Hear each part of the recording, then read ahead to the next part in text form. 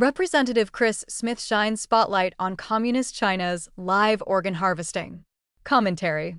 Communist China is producing a real horror show.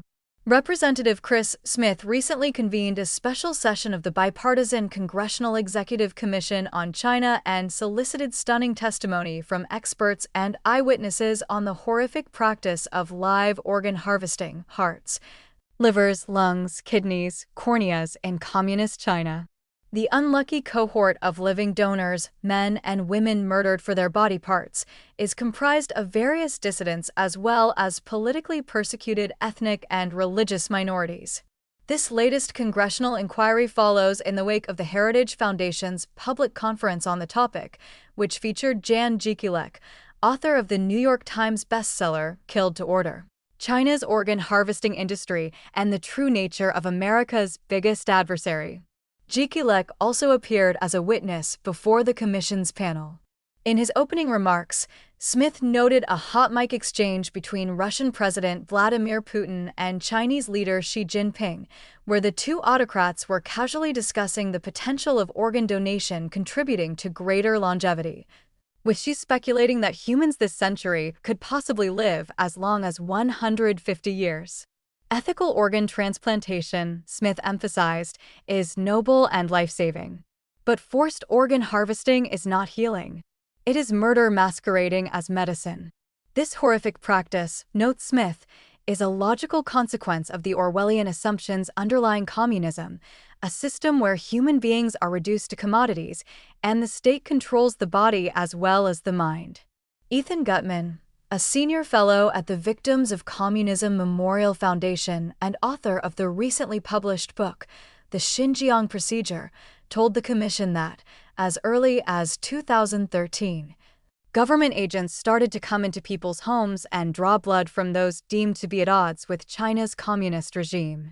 Those found guilty of practicing an unsanctioned faith were arrested, imprisoned, often tortured, kept in harsh conditions in cells and internment camps.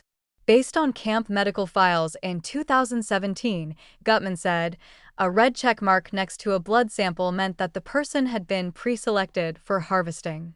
Gutmann says that when youths ripen to an average age of 28, prison guards drag them, whether kicking and screaming or resigned and hopeless, to a transplant hospital where, under anesthesia, organ removal occurs. They start removing different organs, one after another, until they excise the heart. Religious persecution. The target populations for this practice have been expanding. Originally, the victims were death row prisoners. Today, the enlarged donor class includes the practitioners of Falun Gong, mostly virtuous contemplatives, but also Uyghurs, Tibetans, and Christians. Representative James Walkinshaw observed that the targeting of Falun Gong practitioners and Uyghurs reflects a broader campaign of religious persecution that includes Christians in China, ethnic repression, and dehumanization carried out by the PRC. Jekielek told the commission that the communist regime has launched an aggressive propaganda campaign against certain minorities, painting them as black classes. Jekielek said that this enables the regime to designate them as subhuman so that the Chinese people, assuming they become aware of it, are psychologically prepared for the atrocities against the target group. Ambassador-at-Large for International Religious Freedom Sam Brownback reminded the commission that China's totalitarian regime, regardless of any of its protestations to the contrary, cannot and will not tolerate genuine religious liberty.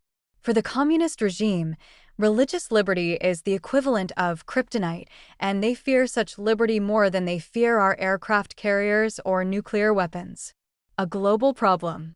There is a growing global demand for organs, especially among wealthy Middle Eastern patients. China's communist regime can profit from such a lucrative international market. The policy question for the United States and its allies is how to ensure that medical researchers, practitioners, and medical institutions in the West are not complicit in this unethical practice. During his testimony before the commission, Gutmann specifically called for an investigation of Thermo Fisher Scientific, a company that supplied DNA testing used on millions of Uyghurs and Kazakhs. Likewise, Jekielek called for oversight over American institutions training practitioners as transplant surgeons who return to Communist China. There is bipartisan interest in tackling the problem.